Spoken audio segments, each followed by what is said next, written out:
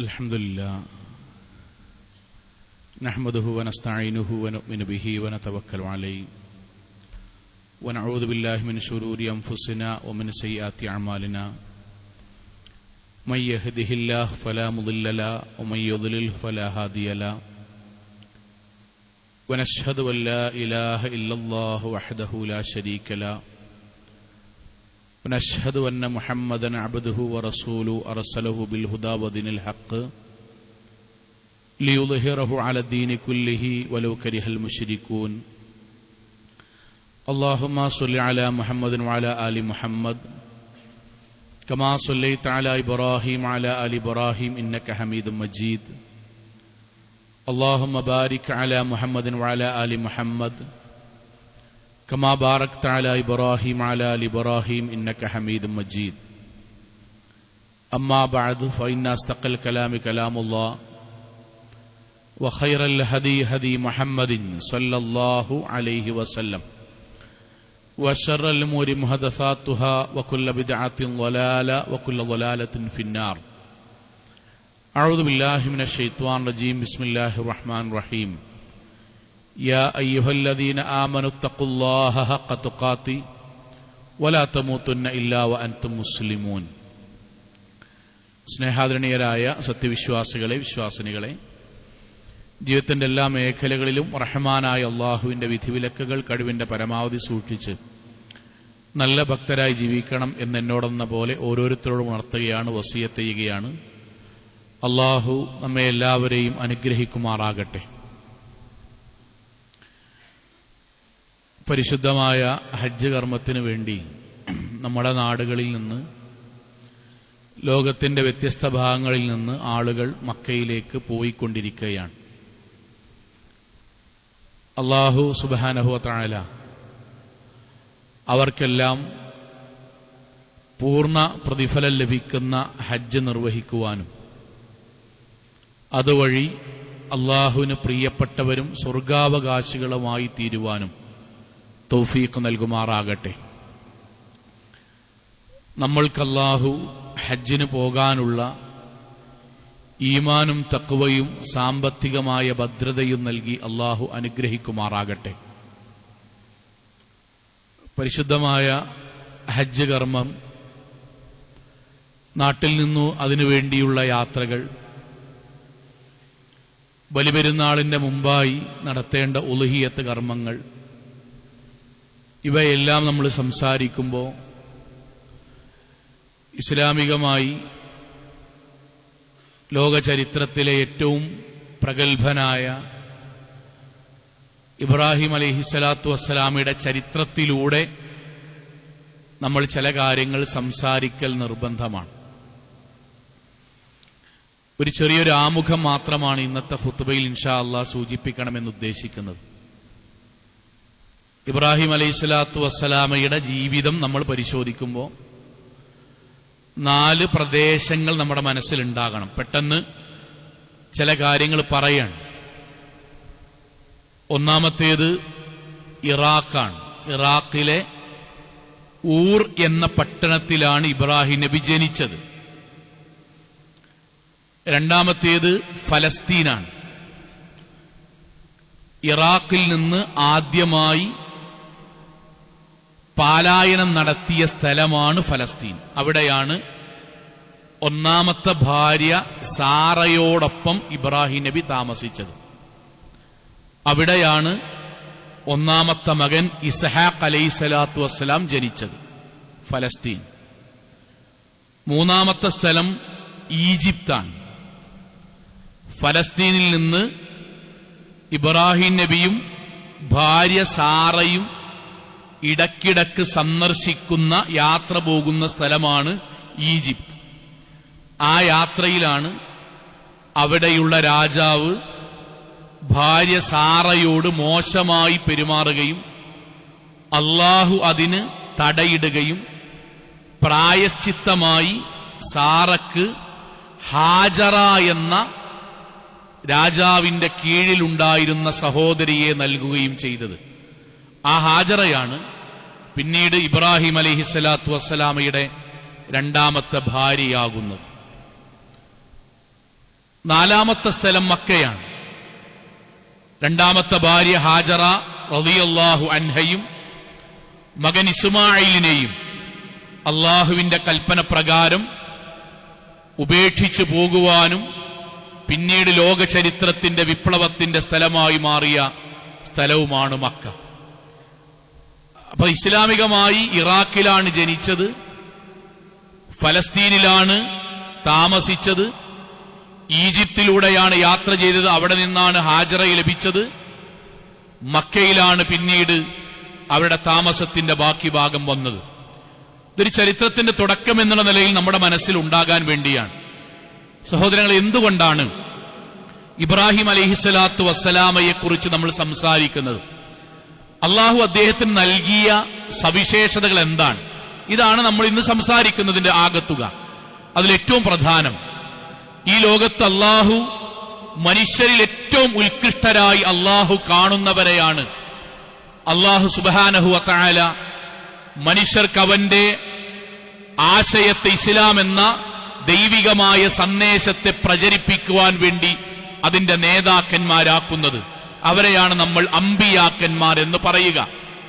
പിന്നീടുള്ളവരെയാണ് മുർസലീങ്ങൾ എന്ന് പറയുക. അഥവാ ഇബ്രാഹിം അലൈഹിസ്സലാത്തു വസ്സലാമക്ക് അള്ളാഹു കൊടുത്ത ഏറ്റവും വലിയ സവിശേഷത ഇബ്രാഹിം നബി അള്ളാഹു നബിയാക്കി എന്നതാണ്. പരിശുദ്ധ ഖുർആനിന്റെ വാക്ക് ഇന്നി ജാഇലുക ലിന്നാസി ഇമാമ, ഈ നാട്ടിലുള്ള മുഴുവൻ മനുഷ്യർക്കും അള്ളാഹുവിന്റെ ദീൻ എത്തിച്ചു കൊടുക്കുന്നതിന് മാതൃകയുള്ള ഒരാളാക്കി ഇബ്രാഹിമെ ഞാൻ നിന്നെ മാറ്റിയിരിക്കുന്നു. അള്ളാഹുവിന്റെ പരിശുദ്ധ ഖുർആൻ വീണ്ടും വദ്കുർ ഫിൽ കിതാബി ഇബ്രാഹിം ഇന്നഹു കാന സുദ്ദീഖൻ നബിയ്യ, ഇബ്രാഹിം അലൈഹിസ്സലാത്തു വസ്സലാമെ അള്ളാഹു സത്യസന്ധനായ പ്രവാചകനായി തെരഞ്ഞെടുത്തു. പ്രവാചകനായി തെരഞ്ഞെടുക്കുക എന്ന് പറഞ്ഞാൽ എന്താ അറിയോ? അദ്ദേഹം പിന്നീട് സ്വർഗാവകാശിയായി, അദ്ദേഹം മഅസൂമായി, മഅസൂം എന്ന് പറഞ്ഞാൽ മുഴുവൻ പാപങ്ങളും പൊറത്തു കിട്ടുന്നയാളായി, അള്ളാഹുവിന്റെ മുഴുവൻ അനുഗ്രഹത്തിനും പാത്രീഭൂതനായി. നാളെ പരലോകത്ത് മന്ദല്ലദീ യശ്വഉ ഇൻദഹു ഇല്ലാ ബിഇദ്നി, അള്ളാഹുവിന്റെ അനുമതിയോടുകൂടി മാത്രം ശുപാർശ ചെയ്യാൻ അർഹതപ്പെട്ടവരിൽ നബിമാരുൾപ്പെടുന്നു. അഥവാ ഇബ്രാഹിം നബി ഇതിനെല്ലാം അർഹരായി. രണ്ടാമത്തെ കാര്യം എന്തെന്നറിയോ? ആ നബിമാരിൽ നിന്ന് ഒന്നുകൂടി ദറജ കൂടിയവരാണ് മുർസലീങ്ങൾ. നമ്മൾ അറിയേണ്ട, സാധാരണഗതിയിൽ നമ്മൾ പഠിക്കേണ്ട ഒരു കാര്യമാണ്. നബിയും റസൂലും നമ്മൾ വ്യത്യാസമുണ്ട്. എന്താണ് വ്യത്യാസം? റസൂൽ എന്ന് പറഞ്ഞാൽ പ്രത്യേകമായ ഒരു സമുദായത്തിലേക്ക് വേദഗ്രന്ഥവുമായി ആ സമൂഹത്തെ ദഅവാ പ്രവർത്തനം ചെയ്ത് പരിവർത്തനത്തിന് വിധേയമാക്കാൻ ചുമതല നൽകപ്പെട്ട നബിമാർക്ക് പറയുന്ന പേരാണ് റുസുലുകൾ എന്നുള്ളത്. നബിമാരെന്ന് പറഞ്ഞാൽ അവർക്ക് പ്രത്യേകമായ വേദഗ്രന്ഥം ഉണ്ടാവുകയില്ല. മുമ്പ് കഴിഞ്ഞു വന്ന മുർസലീങ്ങളുടെ പാത പിൻപറ്റി അവരുടെ പിന്നിൽ അതേ ആശയം പറയാനുള്ള നിർദ്ദേശം മാത്രം ലഭിക്കപ്പെട്ടവരാണ് നബിമാർ എന്ന് പറയുന്നത്. അതുകൊണ്ടാണ് മൂസ അലൈഹിസ്സലാത്തു വസ്സലാം റസൂലാണ്. കാരണം തൗറാത്ത് നൽകപ്പെട്ടു, ബനൂ ഇസ്രായേലിലേക്ക് അയക്കപ്പെട്ടു. ആ ബനൂ ഇസ്രായേലിയുടെ ആ കാലഘട്ടത്തിലുള്ള ഉത്തരവാദിത്തം നാളെ പറയേണ്ടത് മൂസ അലൈഹിസ്സലാത്തു വസ്സലാമക്കാണ്. എന്നാൽ ഹാറൂൻ അലൈഹിസ്സലാത്തു വസ്സലാം നബിയാണ്, റസൂലല്ല. ഒന്നുകൂടി പറയാൻ കുട്ടികൾക്ക് കൂടി വേണ്ടി, ലോകത്തെ ഒന്നാമത്തെ നബി ആദം അലൈഹിസ്സലാത്തു വസ്സലാമയാണ്. ഒന്നാമത്തെ റസൂൽ ആദം അലൈഹിസ്സലാത്തു വസ്സലാമയല്ല, നൂഹ് അലൈഹിസ്സലാത്തു വസ്സലാമയാണ്. കാരണം ആദം അലൈഹിസ്സലാത്തു വസ്സലാമക്ക് ഒരു സമൂഹത്തിന് ദഅവത്ത് നടത്തേണ്ടതിന്റെ ചുമതലയോ ഒരു പ്രത്യേക വേദഗ്രന്ഥമോ അള്ളാഹു നൽകിയിട്ടില്ല. സഹോദരങ്ങളെ, ഇബ്രാഹിം അലൈഹിസ്സലാത്തു വസ്സലാമയെ അള്ളാഹു നബിയാക്കി, രണ്ട് റസൂലുമാക്കി. ഇനി മൂന്നാമത്തൊരു ദറജ കൂടിയുണ്ട്. അതെന്താണ്? ഈ റസൂലുമാരിൽ ഏറ്റവും ഉന്നതന്മാരായ 5 പേരുണ്ട്. അതാണ് ഉലുൽ അസ്ം. പ്രബോധന നിർവഹണത്തിൽ അഗ്നിപഥങ്ങളിലൂടെ നടന്നവർ, രാജാക്കന്മാരുമായി ഏറ്റുമുട്ടേണ്ടി വരുന്നവർ, ജീവത്യാഗം ചെയ്തവർ, ഉജ്ജ്വലമായി പോരാടിയവർ, ആ നാട്ടിൽ കൊല്ലപ്പെടും എന്നുറപ്പിച്ചിട്ടും അള്ളാഹുവിന്റെ ആദർശത്തിന് വേണ്ടി നിലകൊണ്ടവർ. നൂഹ് അലൈഹിസ്സലാത്തു വസ്സലാം, ഇബ്രാഹിം അലൈഹിസ്സലാത്തു വസ്സലാം, മൂസ അലൈഹിസ്സലാത്തു വസ്സലാം, ഈസ അലൈഹിസ്സലാത്തു വസ്സലാം, മുഹമ്മദ് മുസ്തഫ സല്ലല്ലാഹു അലൈഹി വസല്ലം, മുഹമ്മദ് നബി അടക്കമുള്ള 5 പേരാണ് ഉലുൽ അസ്ം. സഹോദരങ്ങളെ, ഇബ്രാഹിം നബി അള്ളാഹു നബിയാക്കി, റസൂലാക്കി. 3 ഉലുൽ അസ്മിൽപ്പെട്ട ലോകത്തെ ഏറ്റവും ഉത്കൃഷ്ടരായ 5 പ്രവാചകന്മാരിൽ ഒരാളാക്കി മാറ്റുകയും ചെയ്തു. എന്നിട്ട് ഖുർആനിന്റെ പ്രയോഗം നമ്മളോട് ഫസ്ബിർ കമാ സബറ ഉലുൽ അസ്മി മിനർ റുസുൽ, ഉലുൽ അസ്മിൽപ്പെട്ട പ്രവാചകന്മാരെ പോലെയാണ് പ്രതിസന്ധി ഘട്ടങ്ങളിൽ നിങ്ങൾ ക്ഷമിക്കേണ്ടത്, ആവേശം കാണിക്കേണ്ടത്. സഹോദരങ്ങളെ, ലോകത്ത് നമ്മൾക്കൊക്കെ, നമ്മൾ വീട്ടിൽ താമസിക്കുന്നവരാണ്.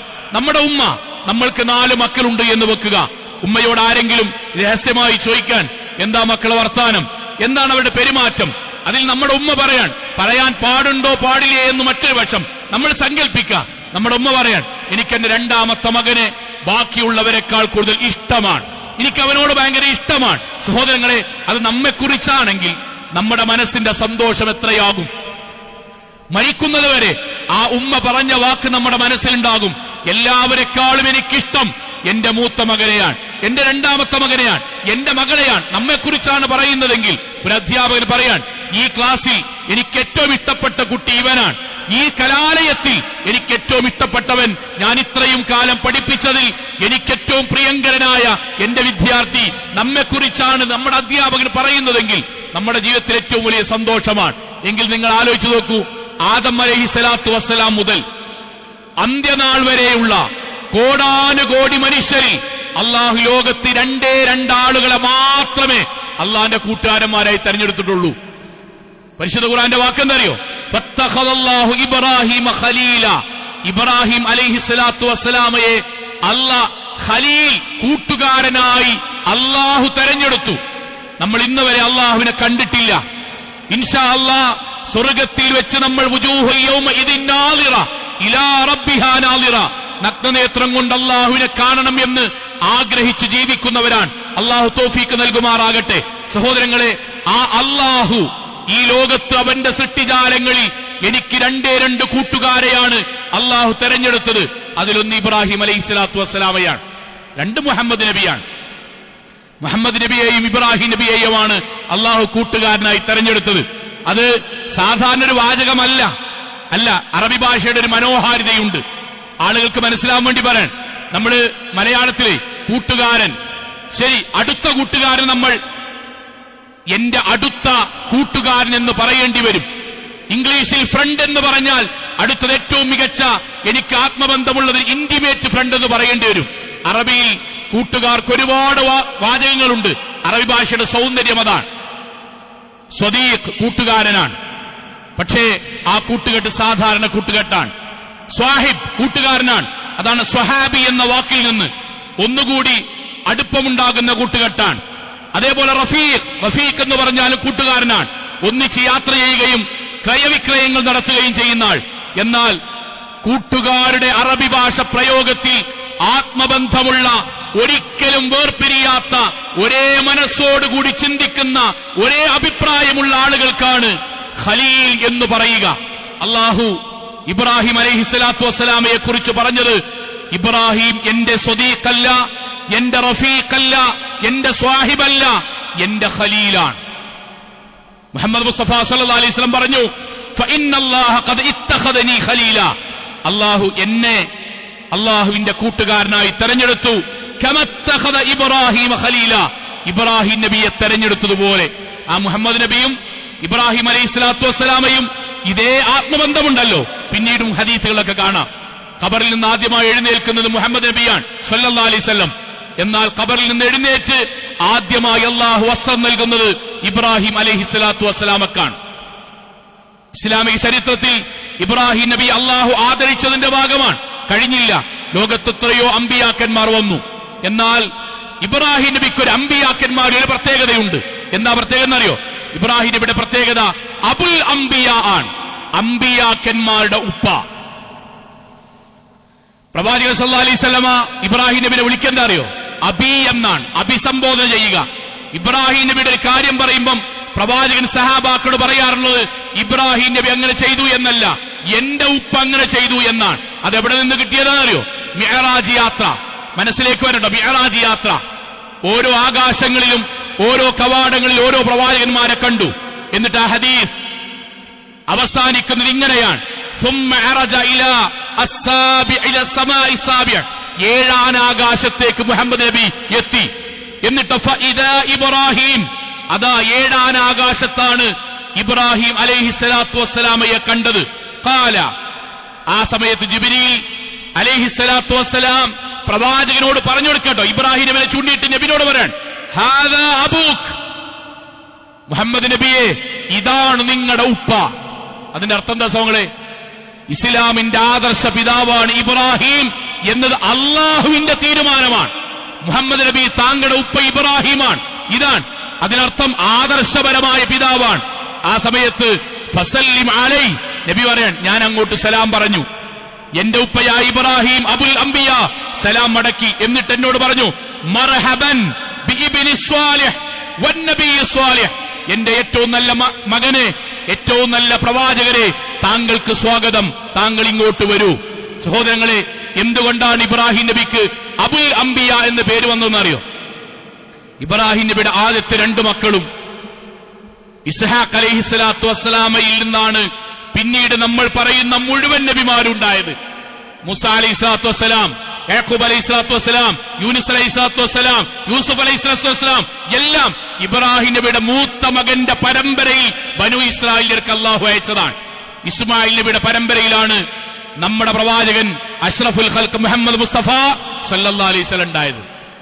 അഥവാ പിന്നീട് ലോക ചരിത്രത്തിലെ നബിമാർ മഹാഭൂരിപക്ഷവും വന്നത് ഇബ്രാഹിം നബിയുടെ മക്കളിലൂടെയാണ്. അതുകൊണ്ടാണ് ഇന്ന് ലോകത്ത് ജീവിക്കുന്ന 3 സെമിറ്റിക് മതങ്ങളുണ്ട്. സെമിറ്റിക് മതങ്ങൾ അറിയില്ലേ? അതില് 1 ഇസ്ലാമാണ്, 2 ക്രൈസ്തവതയാണ്, 3 ജൂതന്മാരാണ്. ഈ 3 മതക്കാരും ഒരുപോലെ അംഗീകരിക്കുന്ന ഒരൊറ്റ പ്രവാചകനേ ഉള്ളൂ, അതാണ് ഇബ്രാഹിം അലൈഹി സ്വലാത്തു വസ്സലാം. 3 മതക്കാരും ഒരുപോലെ അംഗീകരിക്കുന്നവർ ജൂതമതത്തിലും ക്രൈസ്തവ മതത്തിലും അബ്രഹാമാണ്. 3 മതക്കാരും പരിശുദ്ധ ഖുർആൻ പറഞ്ഞു, ഇന്ന ഇബ്രാഹിം കാന ഇബ്രാഹിം, പക്ഷേ ഇബ്രാഹിം അല്ല യഹൂദിയൻ വലാ നസ്റാനിയൻ, ജൂതനോ ക്രൈസ്തവനോ അല്ല, വലാകിൻ കാന ഹനീഫൻ മുസ്ലിമൻ വമാ കാന മിനൽ മുശ്രിക്കീൻ. ഇബ്രാഹിം അലൈഹിസ്സലാത്തു വസ്സലാം പരിശുദ്ധമായ അള്ളാഹുവിന് കീഴൊതുങ്ങിയ മുസ്ലിമാണ് ഇബ്രാഹിം അലൈഹിസ്സലാത്തു വസ്സലാം. സഹോദരങ്ങളെ, പറഞ്ഞത് ഇബ്രാഹിം നബിക്ക് മാത്രമായി അള്ളാഹു നൽകിയ അനുഗ്രഹങ്ങളാണ്. ഇനി നിങ്ങൾ ആലോചിച്ചു നോക്കൂ, ലോകത്തിൽ നമ്മൾ അത്ഭുതപ്പെടുത്തും. ഇന്ന് നമ്മൾ പറയുന്ന ഹജ്ജില്ലേ, ഹജ്ജ് ആരുടെ വിളിക്കുത്തരമേകി, ആരോടാണ് ഈ ലോകത്താദ്യമായി ഹജ്ജിന് വിളിക്കാൻ അള്ളാഹു അനുവാദം കൊടുത്തത്? ഇബ്രാഹിം നബിയുടെ വിളിയാണ് ലോകത്താദ്യമായി ഹജ്ജിന് വേണ്ടി നടന്നത്. നമ്മൾ അറിയണം, നമ്മുടെ മക്കളോട് പറഞ്ഞു കൊടുക്കണം. അതുവരെ ഹജ്ജില്ല, ഇന്ന് കാണുന്ന ഹജ്ജില്ല. ഇന്ന് കാണുന്ന ഹജ്ജിന്റെ തുടക്കം ഇബ്രാഹിം അലൈഹിസ്സലാത്തു വസ്സലാമയാണ്. പരിശുദ്ധ ഖുർആൻ 22-ാം അധ്യായം സൂറത്ത് ഹജ്ജിലെ 26-27 ആയത്ത്, 27-ാമത്തെ ആയത്ത് അല്ലാഹു പറയാൻ, വഅദ്ദിന ഫിൽ നാസി ബിൽ ഹജ്ജി, ഇബ്രാഹിം ജനങ്ങളെ ഇതാ കഅബാലയത്തിലേക്ക് ഹജ്ജിന് വേണ്ടി വിളിക്കൂ. യഅതൂക റിജാലൻ വഅലാ കുല്ലി ളാമിരിൻ യഅതീന മിൻ കുല്ലി ഫജ്ജിൻ അമീഖ്, അവർ കാൽനടയായി വാഹനങ്ങളിൽ നാനാദിക്കുകളിൽ നിന്ന് ഇതാ കഅബാലയത്തിന്റെ അടുക്കലേക്ക് വരട്ടെ. ഹജ്ജിന്റെ തുടക്കക്കാരൻ ഇബ്രാഹിം അലൈഹിസ്സലാത്തു വസ്സലാമയാണ്. അതുകൊണ്ടാണ് നമ്മുടെ മനസ്സിലൊന്ന് ആലോചിച്ച് നോക്കി, കഅബാലയം പുതുക്കി പണിയാൻ വേണ്ടി അള്ളാഹു ഇബ്രാഹിം നബിയോട് പറഞ്ഞു. നമ്മുടെ മനസ്സിൽ ആലോചിക്കട്ടോ, ഒരു വാപ്പിൻ മകനും ഇബ്രാഹിം അലൈഹിസ്സലാത്തു വസ്സലാമും ഇസ്മായിൽ അലൈഹിസ്സലാത്തു വസ്സലാമും 2 പേര് പാറക്കല്ല് പൊട്ടിച്ച് ബാപ്പ കൊണ്ടുപോയി വെച്ച്, വാപ്പ ക്ഷീണിക്കുമ്പോ മകൻ കൊണ്ടുപോയി വെച്ച്, അവസാനം ഇന്ന് നമ്മൾ കാണുന്ന കഅബാലയത്തെ പുനർനിർമ്മിക്കുന്നതിന്റെ ആദ്യത്തെ ഭാഗം അള്ളാഹുവിന്റെ കൽപ്പന പ്രകാരം നിർവഹിച്ച ആളാണ് ഇബ്രാഹിം നബി അലൈഹിസ്സലാത്തു വസ്സലാം. എന്റെ അർത്ഥം എന്താ അറിയോ? കോടാനുകോടി മനുഷ്യർ ഏത് കഅബാലയത്തിലേക്കാണോ തിരിയുന്നത്, അതിന്റെ മുഴുവൻ പുണ്യവും കിട്ടുന്ന ആളാണ് ഇബ്രാഹിം നബിയും ഇസ്മായിൽ നബിയും. ഹജ്ജിന്റെ ഏത് ഭാഗമാണ് ഇബ്രാഹിം നബി അലൈഹിസ്സലാത്തു വസ്സലാമയുമായി ബന്ധമില്ലാത്തത്? സംസം ഇബ്രാഹിം നബിയുമായിട്ടാണ് ബന്ധം. സഫാ മർവയിലുള്ള ഓട്ടം ഇബ്രാഹിമി കുടുംബവുമായിട്ടാണ് ബന്ധം. ജംറയിലെ കല്ലെറിയൽ ഇബ്രാഹിം നബിയുമായിട്ടാണ് ബന്ധം. ഉളുഹിയത്ത് ഇബ്രാഹിം നബിയുമായിട്ടാണ് ബന്ധം. ഹജ്ജ് ഇബ്രാഹിം നബിയുമായിട്ടാണ് ബന്ധം. എന്തിനേറെ സഹോദരങ്ങളെ, ഓരോ നിസ്കാരത്തിൽ നമ്മൾ ആലോചിക്കണം, 1.25 ലക്ഷത്തോളം അംബിയാ മുർസലീങ്ങൾ വന്നുപോയി. മുഹമ്മദ് മുസ്തഫ സല്ലല്ലാഹു അലൈഹി വസല്ലം നമ്മുടെ പ്രവാചകനാണ്. എന്നാൽ നിസ്കാരത്തിൽ അല്ലാഹുമ്മ സ്വല്ലി അലാ മുഹമ്മദ് വഅലാ ആലി മുഹമ്മദ് കമാ സ്വല്ലൈത അലാ ഇബ്രാഹിം വഅലാ ആലി ഇബ്രാഹിം. ഇബ്രാഹിം നബിക്കും കുടുംബത്തിനും അനുഗ്രഹം കിട്ടിയതുപോലെ അല്ലാഹുമ്മ ബാരിക് അലാ മുഹമ്മദിൻ വഅലാ ആലി മുഹമ്മദ്, മുഹമ്മദ് നബിക്കും കുടുംബത്തിനും ബർക്കത്ത് കൊടുക്കണം. ഏതുപോലെ? കമാ ബാറക്ത അലാ ഇബ്രാഹിം വഅലാ ആലി ഇബ്രാഹിം. ഇബ്രാഹിം നബിക്കും കുടുംബത്തിനും കൊടുത്ത പോലെ മൂസാ നബിക്കും കുടുംബത്തിനും എന്നില്ല, ഈസാ നബിക്കും കുടുംബത്തിനും എന്നില്ല, ദാവൂദ് നബിക്കും കുടുംബത്തിനും എന്നില്ല, ഇബ്രാഹിം നബിക്കും കുടുംബത്തിനും എന്നത് ആരെ കൊണ്ട് ചൊല്ലിപ്പിക്കുന്നു? നമ്മളെ കൊണ്ട്. ലോകത്ത് 24 മണിക്കൂറും മുഹമ്മദ് നബിയുടെ പേരും ഇബ്രാഹിം നബിയുടെ പേരും ഈ അന്തരീക്ഷത്തിൽ മുസ്ലിമീങ്ങളിലൂടെ അള്ളാഹു നിലനിർത്തിക്കൊണ്ടേയിരുന്നു. നിസ്കാരത്തിൽ ഇങ്ങനെ കെട്ടുമ്പോഴേ നമ്മൾ വജ്ജഹത്ത് വജിയ ചൊല്ലൂലേ, ആ വജ്ജഹത്ത് വജിയ ഇബ്രാഹിം നബിന്റെ പ്രാർത്ഥനയാണ്. ഇന്ന സ്വലാത്തി വനുസ്കി വമഹിയായ വമമാത്തി ലില്ലാഹി റബ്ബിൽ ആലമീൻ. എന്നിട്ട് അവസാനം വഅന മിനൽ മുസ്ലിമീൻ എന്നുള്ളത് ഇബ്രാഹിം നബിയുടെ പ്രാർത്ഥന. അതുപോലെ കൊണ്ട് നമ്മളെ കൊണ്ട് ചെല്ലിപ്പിക്കാൻ. നിങ്ങൾ ആലോചിച്ച് നോക്കി, ഒരു മനുഷ്യൻ ഇറാഖിന്റെ ഊർ എന്ന പട്ടണത്തിൽ ലോക ചരിത്രത്തിൽ ഊഷരമായ പ്രദേശത്ത് ആരാരുടെയും കൺകളിൽ പെടാതെ ഒരു ആരാധകന്റെ മകനായി ജനിച്ച ഒരു മനുഷ്യൻ ഇന്ന് കോടാനുകോടി മനുഷ്യരുടെ ആത്മബന്ധമായി ആദർശ പുരുഷനായി മാറാൻ. അതുകൊണ്ടാണ് പരിശുദ്ധ ഖുർആനിലെ 114 അധ്യായങ്ങളിൽ ഒരു അധ്യായത്തിന് അല്ലാഹു സുബ്ഹാനഹു വ തആല 14-ാം അധ്യായത്തിന് ഇബ്രാഹിം എന്ന് പേരാണ് കൊടുത്തു. ഇബ്രാഹിം. നമ്മളിങ്ങനെ ഏതെങ്കിലും സൽക്രമം ചെയ്തിട്ട് പത്രത്തിൽ പേര് തരാന്ന് നമുക്കൊരു സന്തോഷാണല്ലോ, നോട്ടീസിൽ പേര് തരാന്ന് പറഞ്ഞൊരു സന്തോഷാണല്ലോ.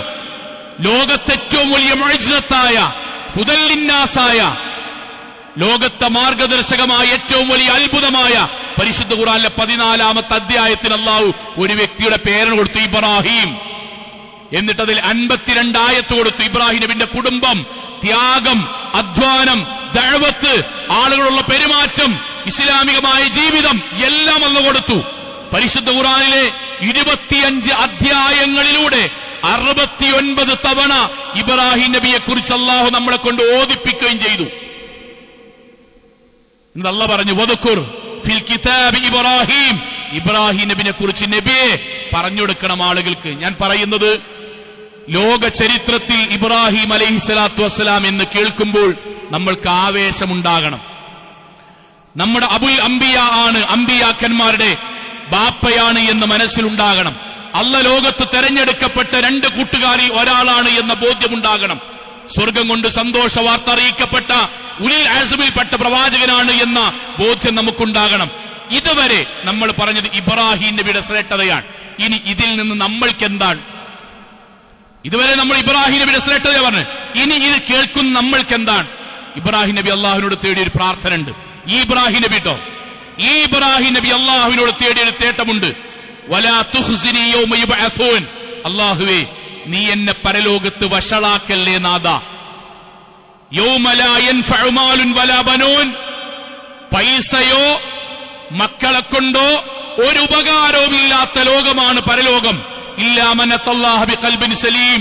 പരിപൂർണമായ ശുദ്ധമായ ഹൃദയവുമായി നിനക്കിഷ്ടപ്പെട്ട അമലുകളുമായി പരലോകത്തെത്തിയാൽ മാത്രം കിട്ടുന്ന സ്വർഗമാണ് അവിടെ ഉള്ളത്. അതുകൊണ്ട് നാഥ, എന്നെ നീ പരലോകത്ത് വഷളാക്കല്ലേ. ഇതാണ് ഇതിൽ നിന്ന് നമുക്ക് പഠിക്കാനുള്ളത്. ഇതുവരെ പറഞ്ഞ ഇബ്രാഹിം നബി അള്ളാഹിനോട് നിരന്തരമായി തേടുന്ന പ്രാർത്ഥനയാണ്, പടച്ചോനെ പരലോകത്ത് നീ എന്നെ വഷളാക്കല്ലേ നാഥ. സോ എന്താണ് അങ്ങനെ പ്രാർത്ഥിക്കാനുള്ള ചേതോ വികാരം? എന്തായിരിക്കും? പരലോകം എന്താണ് എന്ന് മനസ്സിലാക്കിയ ഒരാള്, അയാൾ പരലോകത്തെക്കുറിച്ച് ഭയപ്പാടുണ്ടാവും, പേടിണ്ടാവും, ഉറപ്പാണ് പേടിണ്ടാവും. അതുകൊണ്ടാണ് റസൂൽ സല്ലല്ലാഹു അലൈഹി വസല്ലം പറഞ്ഞു, റസൂലുള്ളാഹിന്റെ ഒരു സഹാബി വന്നിട്ട്, നബിയെ നിങ്ങൾക്ക് ഏതായാലും സ്വർഗം കിട്ടുമല്ലോ, നിങ്ങൾ ഇന്റെ കാര്യം നോക്കി അല്ലാണ്ടെന്ന് പറയോ എന്നപ്പോ റസൂലുള്ളാഹിന്റെ വാക്കെന്താ അറിയോ? വല്ലാഹി, പടച്ചോനാണ് നേര്, മാ അദ്രി വ അന റസൂൽ റസൂലുള്ളാഹ് മാ യഫ്അലു ബി വലാ ബിക്കും. പടച്ചോ നാളെ പരലോകത്ത് ഇന്നെ എന്താ ചെയ്യാന്ന് എനിക്കറിയില്ല. പടച്ചോൻ പുറത്തുന്നു എന്ന് പറഞ്ഞതിന് ശേഷം എന്നിൽ നിന്നും വല്ല അബദ്ധവും പറ്റിയിക്കണമെങ്കിലോ പേടിയാണടാ. പിന്നെ ഞാൻ എന്റെ കാര്യം എങ്ങനെ നോക്കുന്നതായി പറഞ്ഞത്? എന്റെ കാര്യം എനിക്കെന്ത് ചെയ്യും എന്നറിയില്ല. ആയിഷ റളിയല്ലാഹു അൻഹ പ്രവാചകന്റെ മടിയിൽ കിടന്നിട്ട് സംസാരിച്ചു കൊണ്ടിരിക്കെ കരഞ്ഞു. പ്രവാചകൻ ചോദിച്ചു, മാ യുബ്കീക്? ആയിഷ, നീ എന്തിനാ കരയുന്നത്? ആയിഷ റളിയല്ലാഹുവിന്റെ വാക്ക്, ദക്കർതു അന്നാർ ഫബക്കൈത്. ഞാൻ നബിയെ നരകത്തെ പറ്റി ഇങ്ങനെ ആലോചിച്ചു. പടച്ചോനെ, അവിടെ നിന്നെങ്ങാനും ഇടത് കൈയിൽ ഗ്രന്ഥം ലഭിച്ചാൽ എന്താകുന്ന ആലോചിച്ചപ്പോൾ എന്റെ മനസ്സിൽ സങ്കടം വന്നു. ലോക ചരിത്രത്തിൽ ഇബ്രാഹിം നബി, മുഹമ്മദ് മുസ്തഫ സല്ലല്ലാഹു അലൈഹി വസല്ലം, സഹാബാക്കൾ മുഴുവനും പരലോകത്തെ കുറിച്ച് ആലോചിക്കുമ്പോൾ ബേജാറുണ്ടാകും, വെപ്രാളുണ്ടാകും. മദീന പള്ളി ഈദ്ഗാഹിന് വേണ്ടി ഈത്തപ്പന ഓലകൾ വെട്ടി സഹാബാക്കൾ ഈദ്ഗാഹിന് സജ്ജീകരണം ഒരുക്കാൻ. ആ സമയത്തുണ്ട് പള്ളിയുടെ സൈഡിൽ നിന്ന് തേങ്ങുന്നു. അബൂബക്കർ സിദ്ദീഖ് റളിയല്ലാഹു അൻഹു സഹാബാക്കൾ ചോദിച്ചു, അബൂബക്കർ മാ യുബ്കീക്, എന്താണ് ഈ കരയുന്നത്? അബൂബക്കർ സിദ്ദീഖ് റളിയല്ലാഹു അൻഹു പറഞ്ഞു, നബിന്റെ ക്ലാസ് കേട്ടിട്ടില്ലേ ഇന്നോ?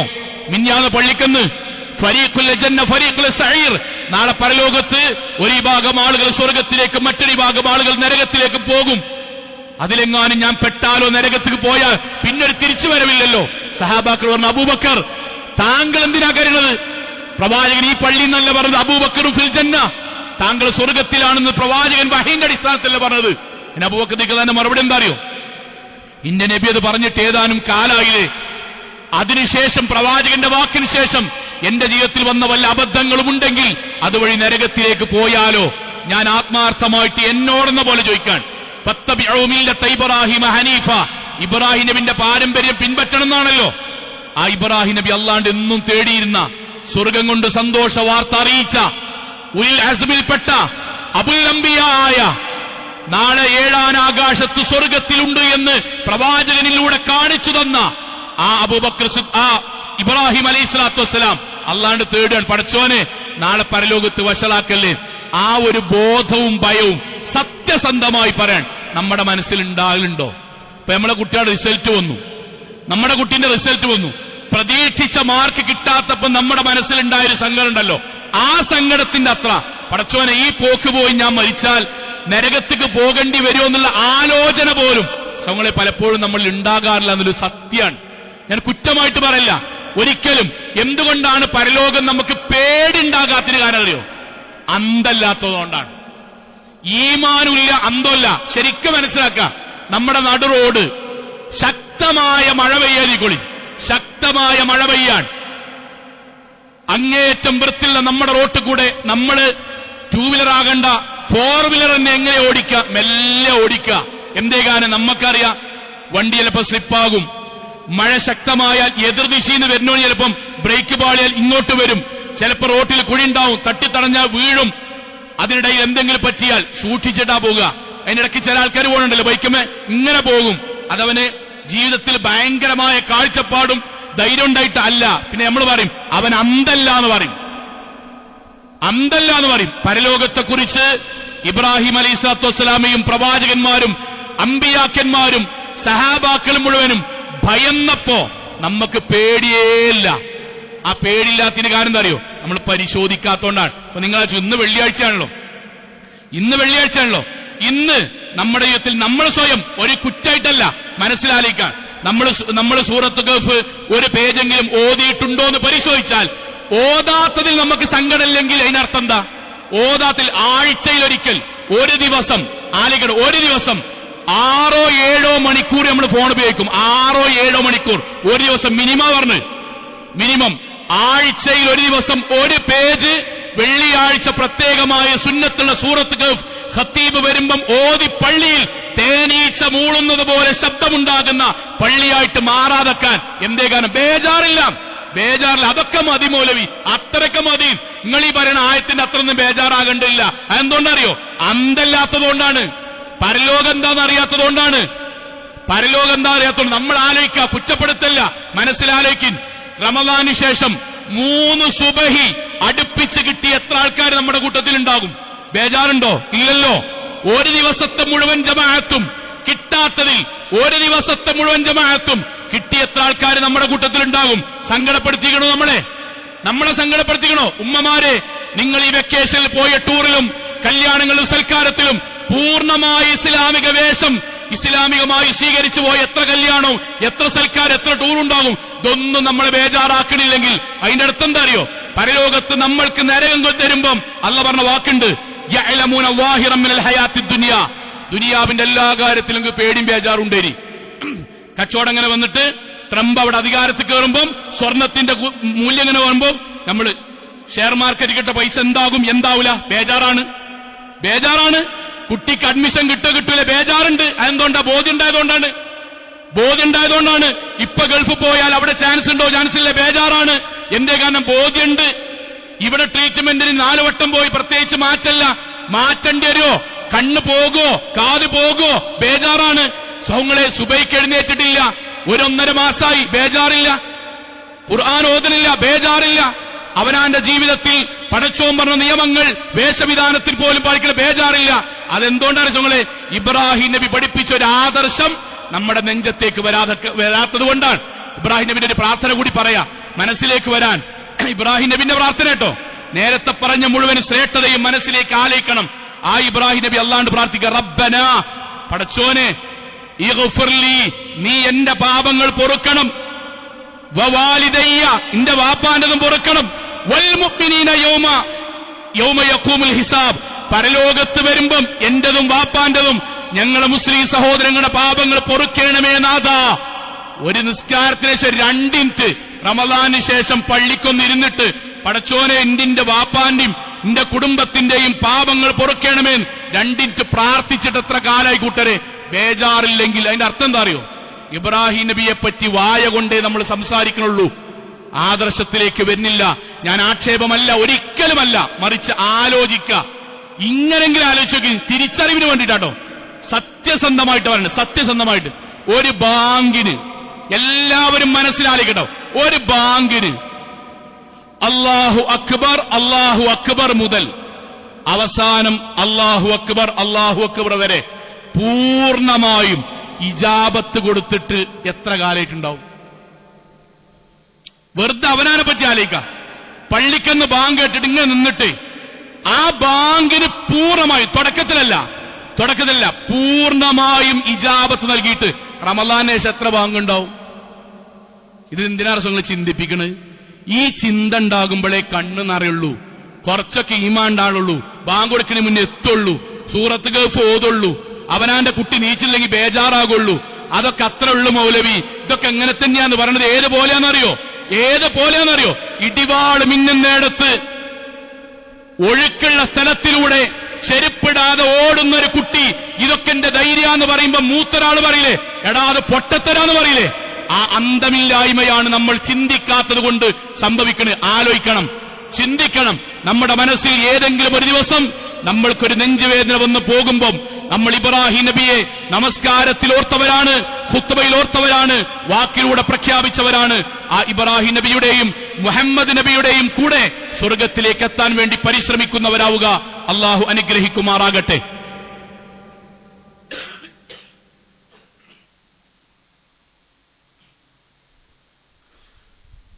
അൽഹംദുലില്ലാഹ് വസ്സലാത്തു വസ്സലാമു അലാ റസൂലില്ലാഹി വഅലാ ആലിഹി വസഹ്ബിഹി അജ്മഈൻ.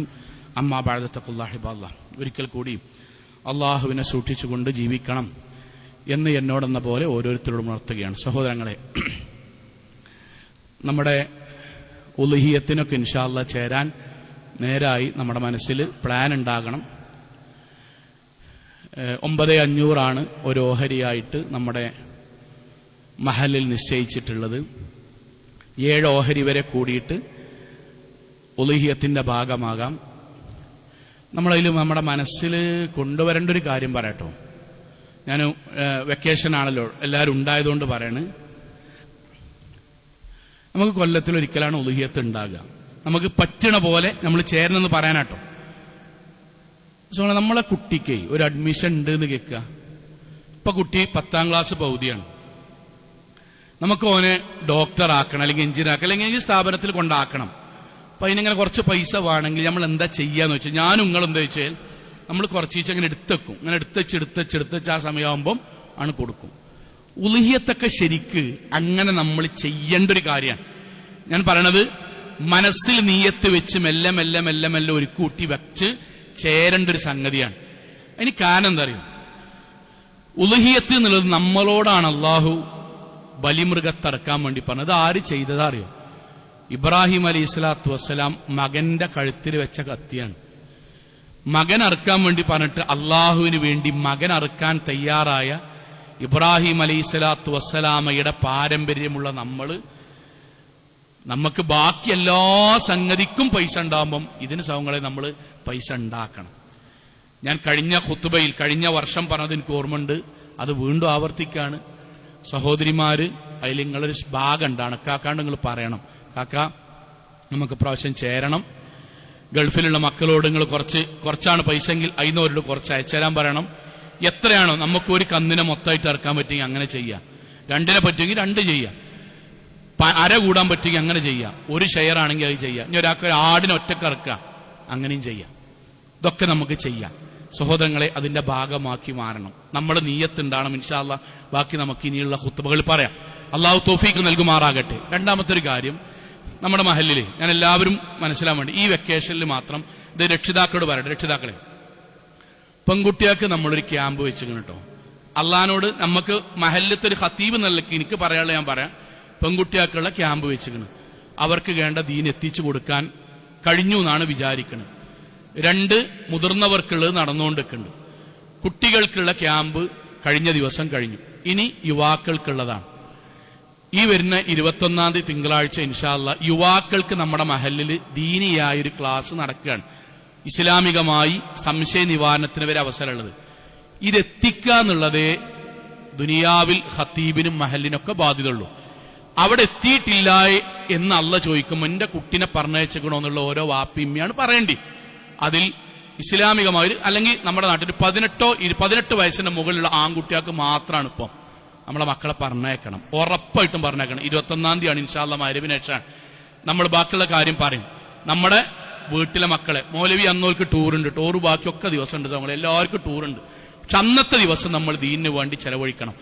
ഏതെങ്കിലും ഒരു കുട്ടിക്ക് ഒരു ക്ലാസ്സിൽ നിന്ന് കിട്ടുന്ന ഒരു വാചകം കൊണ്ടായിരിക്കും അവൻ മുഅ്മിനായി മാറുക. എത്രയോ അനുഭവങ്ങൾ, ഞാൻ ഒരൊറ്റ അനുഭവം പറയാം മനസ്സിലാകാൻ വേണ്ടി. സ്കൂളിൽ നിന്ന് എന്റെ വീട്ടിലേക്ക് ഞാൻ പോവുകയാണ്. 3 മണിക്ക് ഉച്ചക്ക് ഭക്ഷണം കഴിക്കാൻ വേണ്ടി ഒരു ഹോട്ടലിൽ കയറി. 3 മണിക്കാണ് അന്ന്. ഹോട്ടലിൽ ഭക്ഷണത്തിന് വേണ്ടി കൊണ്ടുവന്ന തൊപ്പിയൊക്കെ ഇട്ട് മാസ്കൊക്കെ വെച്ചിട്ട് ഒരു ചുവാവ് ചെക്കൻ അവൻ ഭക്ഷണം വെച്ചിട്ട് പറഞ്ഞു, പേര് വിളിച്ചു, മൗലവി ഞാൻ ഇന്ന ക്ലാസ്സിൽ കേട്ടിരുന്നു, ഇന്ന സ്ഥലത്ത് നിസ്കാരവുമായി ബന്ധപ്പെട്ട് നിങ്ങളൊരു ക്ലാസ് എടുത്തിട്ടില്ലായിരുന്നോ? ആ ക്ലാസ് ഞാൻ 2 വർഷം മുമ്പ് കേട്ടതാണ്, എന്റെ ചങ്ങായിമാര് നിർബന്ധിച്ചെന്നെ കൊണ്ടുവന്നാണ്. പക്ഷെ ആ ക്ലാസ്സിന് ശേഷം ഞാൻ ഇതുവരെ നിസ്കാരം ഒഴിവാക്കില്ല. ഞങ്ങളെ കണ്ടപ്പോ സന്തോഷം പറയാണ്. അവൻ പറഞ്ഞ വാചകം, ഞാൻ ഈ വർക്ക് ചെയ്യുന്ന ഹോട്ടലിൽ 21 പണിക്കാരുണ്ട്, ഭൂരിപക്ഷം നിസ്കരിക്കുക, തിരക്കൊണ്ടാണ്. പക്ഷെ അതിന്റെ മുകളിലത്തെ നിലയിൽ പെങ്ങളെ കയ്യിൽ നിന്ന് ഞാൻ ഒരു ഷാള് വാങ്ങി അതിന്റെ മുകളിൽ പത്രം വിരിച്ചാണ്ട് ഞാൻ ഒറ്റക്കാ നിസ്കരിക്കില്ല. ഇന്ന ഓൾക്ക് ഭയങ്കര കാര്യമാണ്. അതുകൊണ്ട് ആ സന്തോഷം ഞാൻ അങ്ങോട്ട് പറയാണ്. ഇന്ന് വരെ ഞാൻ നിസ്കാരം ഒഴിവാക്കിയില്ല. ചിലപ്പോ ആ കുട്ടി ആകെ ഒരൊറ്റ ക്ലാസ്സിനാ പങ്കെടുത്തിട്ടുണ്ടാകുക. അതുവരെ 10-21 കൊല്ലമായിട്ട് അവന്റെ ജീവിതത്തിൽ നിസ്കാരം എന്നുള്ളത് ചങ്ങായിമാർക്കൊപ്പമായിരുന്നു. ചിലപ്പോ നിസ്കരിക്കൂല, കാഫറായിട്ട് അങ്ങനെ ജീവിക്കായിരുന്നു. ഇതിനിടയ്ക്ക് ചെറിയൊരു ദീനിന്റെ കാര്യം ആരെടുത്തു എങ്ങനെ എടുത്തു എന്നല്ല, അള്ളാഹു അവന്റെ ഹൃദയത്തിലേക്ക് ഒരു സ്പാർക്കായി, ഒരു ഈമാനിന്റെ വെളിച്ചമായി കൊണ്ടെത്തിക്കും. നമ്മുടെ മക്കൾക്ക് നമ്മുടെ മഹല്ലില് യുവാക്കൾക്കും മക്കൾക്കും ആൺകുട്ടിയൊക്കെ ഉണ്ട്. അതൊന്നും നമ്മൾ പങ്കെടുക്കാതെ പുറത്തേക്ക് എത്തിയിട്ട് നാടാകെ കുഴഞ്ഞിക്കണില്ല മൗലവി, പണ്ടത്തെ മാരുന്നില്ലല്ലോ, വാപ്പാനെ കൊല്ലുകയല്ലേ മൗലവി, ഉമ്മാനെ തോന്നിയാസ് ചെയ്യുക. അതിലൊന്നും അള്ളാന്റെ മുന്നിൽ നമ്മുടെ മഹല്ലാർക്ക് പറയാൻ ഒരു ന്യായവും പടച്ചോന്റെ മുന്നിൽ ഉണ്ടാവില്ല. ഞാൻ ആക്ഷേപിക്കല്ല, അള്ളാഹു ചോദിക്കും, നാട്ടിലില്ലായിരുന്നോ, എത്തിച്ചില്ല. അതിന്റെ ദൗത്യം കൂടി നമ്മൾക്കുണ്ട്. ഇൻഷാ അള്ളാഹ് എല്ലാവരും 18 വയസ്സിന് മുകളിലുള്ള നമ്മുടെ യുവാക്കളെ ആ ഒരു ക്യാമ്പിലേക്ക് ഒറ്റ ക്ലാസ് ഉള്ളൂ. അതിൽ അവരെ സംശയങ്ങൾ ചോദിക്കാനും ദീനിനെ പറ്റി സംസാരിക്കാനും വേണ്ടി മാത്രമാണ് ഇൻഷാ അള്ളാഹ്. ഈ പ്രവർത്തനങ്ങളൊക്കെ തുടർച്ചയായി ചെയ്യുവാനാണ് മഹല്ലിൽ ഒരാഴ്ചയിൽ ദഅവത്തിന് വേണ്ടിയുള്ള കളക്ഷൻ കൂടി നമ്മൾ നടത്താറുള്ളത്. ഉളുഹിയത്തിന്റെ കാര്യം മറക്കരുത്. നമ്മുടെ സുബഹി നമ്മുടെ പള്ളിയിൽ വന്ന് നിസ്കരിക്കുക, നമ്മുടെ മഹല്ലിലെ പള്ളിയിൽ വന്ന് നിസ്കരിക്കുക. ജമാഅത്തുകൾക്ക് ബാങ്ക് ഇങ്ങനെ കൊടുക്കുമ്പം അങ്ങാടിയിൽ കാണുന്ന വെറുതെ നിൽക്കുന്ന സൗകര്യങ്ങൾ എന്തിനാണ്? ജീവിതത്തിനിടയ്ക്ക് ഒരു നെഞ്ചുവേദന വന്ന് അവിടെ കടന്ന് മരിക്കേണ്ടി വരും. അവനാന്റെ ജീവിതത്തിൽ വെള്ളിയാഴ്ച ഇനി പള്ളിയിലേക്ക് വരുമ്പോൾ നമ്മൾ എന്ത് ചെയ്യണം? ഫോണിലെങ്കിലും നോക്കി സൂറത്ത് കഹ്ഫ് ഓതി നമ്മുടെ പള്ളിക്ക് വരുമ്പോൾ ഒരു ദീനിയായ ഒരു അറ്റ്മോസ്ഫിയർ, ഇസ്ലാമികമായ ഒരു മാഹൂൽ എന്ന് പറയും. അങ്ങനെ ഒരു സംഗതി ഉണ്ടാകണം, ഉണ്ട്, ഒന്നുകൂടി ഉണ്ടാകാൻ വേണ്ടിയിട്ടാണ് പറയുന്നത്. സഹോദരിമാരുടെ ഭാഗത്തും അള്ളാഹു അനുഗ്രഹിക്കുമാറാകട്ടെ. നമ്മുടെ ജീവിതത്തിൽ കൂടുതൽ ഭക്തിയോടുകൂടി ജീവിക്കുവാനും അള്ളാഹുവിന് പ്രിയപ്പെട്ടവരായി ജീവിച്ച് മരണപ്പെട്ടു പോകാനും നാഥാ നീ തൗഫീഖ് നൽകണമേ റഹ്മാനെ. അള്ളാഹുവെ ഞങ്ങളുടെ മാതാപിതാക്കൾക്ക് നീ സ്വർഗം നൽകി അനുഗ്രഹിക്കണമേ റഹ്മാനെ. അള്ളാഹു ഞങ്ങളുടെ മക്കൾക്ക് നാഥ നീ സ്വർഗം നൽകി അനുഗ്രഹിക്കണമേ റഹ്മാനെ. അള്ളാഹുവെ ഞങ്ങളുടെ വരുമാനങ്ങളിൽ നീ ബർക്കത്ത് ചൊരിയണമേ റഹ്മാനെ. അല്ലാഹുവേ, ലോകത്തെവിടെ വെച്ച് എങ്ങനെ മരണപ്പെടേണ്ടി വന്നാലും ശിർക്കില്ലാതെ, ബിദ്അത്തില്ലാതെ, ഖുറാഫാത്തില്ലാതെ ധീരമുവഹിദുകളായി ജീവിച്ച് മരണപ്പെട്ടു പോകാൻ നാഥാ നീ ഞങ്ങൾക്ക് തൗഫീക്ക് നൽകണമേ റഹ്മാനെ. അല്ലാഹുവേ, ഗൾഫ് നാടുകളിൽ ഞങ്ങൾക്ക് വേണ്ടി കഠിനാധ്വാനം ചെയ്യുന്ന ഞങ്ങളുടെ ബന്ധുമിത്രാദികൾക്ക് നാഥ സമാധാനവും സമാശ്വാസവും നൽകി നീ അനുഗ്രഹിക്കണമേ റഹ്മാനെ. അല്ലാഹുവേ, കേട്ട കാര്യങ്ങൾ ജീവിതത്തിൽ പകർത്താനും ഹിദായത്ത് കിട്ടിയ ഞങ്ങൾക്ക് ഈ ഹിദായത്ത് നഷ്ടപ്പെടാത്ത വിധം ഭക്തിയോടുകൂടി ജീവിക്കുവാനുമുള്ള ഈമാനും തഖ്വയും നാഥാ നിങ്ങൾക്ക് പ്രദാനം ചെയ്യണമേ റഹ്മാനെ. അല്ലാഹുവേ, ഖലീലുല്ലാഹി ഇബ്രാഹിം അലൈഹിസ്സലാത്തു വസ്സലാമയുടെ കൂടെ ഞങ്ങളുടെ ജീവിതത്തിൽ പ്രവാചകന്റെ കൂടെ സ്വർഗ്ഗത്തിൽ ഒരുമിച്ച് ചേരാൻ നാഥാ നീ ഞങ്ങൾക്ക് തൗഫീക്ക് നൽകണമേ റഹ്മാനെ. اللهم اغفر للمؤمنات والمسلمين والمسلمات والأحياء منهم والأموات إنك مجيب الدعوات يا قاضي الحاجات. اللهم أجرنا من النار، اللهم أجرنا من النار، اللهم أجرنا من النار. ربنا آتنا في الدنيا حسنة وفي الآخرة حسنة وقنا عذاب النار. سبحانك اللهم وبحمدك أشهد أن لا إله إلا أنت أستغفرك وإليك. آمين آمين آمين.